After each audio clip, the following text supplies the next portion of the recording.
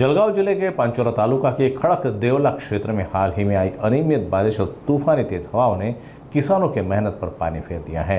रात के समय तेज हवाओं के साथ हुई बारिश ने केले की फसल को बुरी तरह से प्रभावित किया है, जिससे किसानों को भारी आर्थिक नुकसान हुआ है। पांचोरा तालुका के खड़क देवला, खुर्द समेत आसपास के इलाकों में अनियमित बारिश और तेज हवाओं से केले की फसल बर्बाद हो गई है। कई किसानों को भारी नुकसान हुआ है। किसानों ने सरकार से तुरंत नुकसान का आकलन कर आर्थिक मुआवजा देने की मांग की है। प्रशासन से राहत कार्य और मुआवजा देने की उम्मीद जताई जा रही है। मी शालिग्राम भास्करराव पाटील, राहणार खडकदेवळा, तालुका पाचोरा, जिल्हा जळगाव। माझी शेती 5 एकरमध्ये मी मागच्या वर्षी केळी लावलेली होती। पूर्णपणे खर्च झालेला आहे। केळी खूप चांगल्या पोझिशनमध्ये होती, पण निसर्गाने कालच्या वादळी वाऱ्यामुळे सर्व जमीनदोस्त झाली आहे। खूप नुकसान झालेलं आहे। आम्ही खूप खर्च केलेला आहे।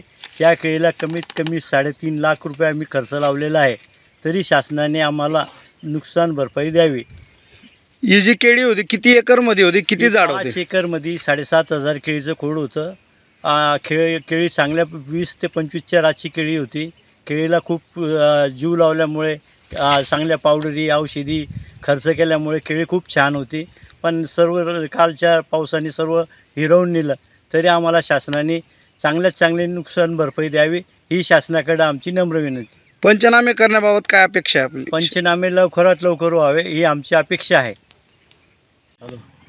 मी विजय भास्करराव शेलार, राहणार खडकदेवळा, खुर्द।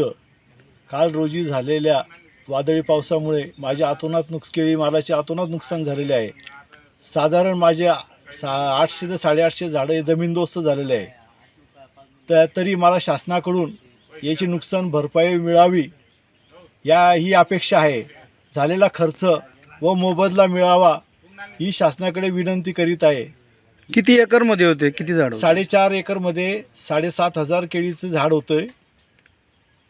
7,500 झाड होते। केव्हा लागवड केली होती? साधारण 11.5 महिने, आज 11.5 महिने कालावधी झालेला आहे। काढणीवर आलेलं होतं? काढणीवर आलेला माल होता। साधारण 15 ते 20 दिवसांनी माल जाणारा होता। 15 ते 20 दिवसांनी जाणारा होता। मला शासनाकडून योग्य तो मोबदला मिळावा ही अपेक्षा आहे।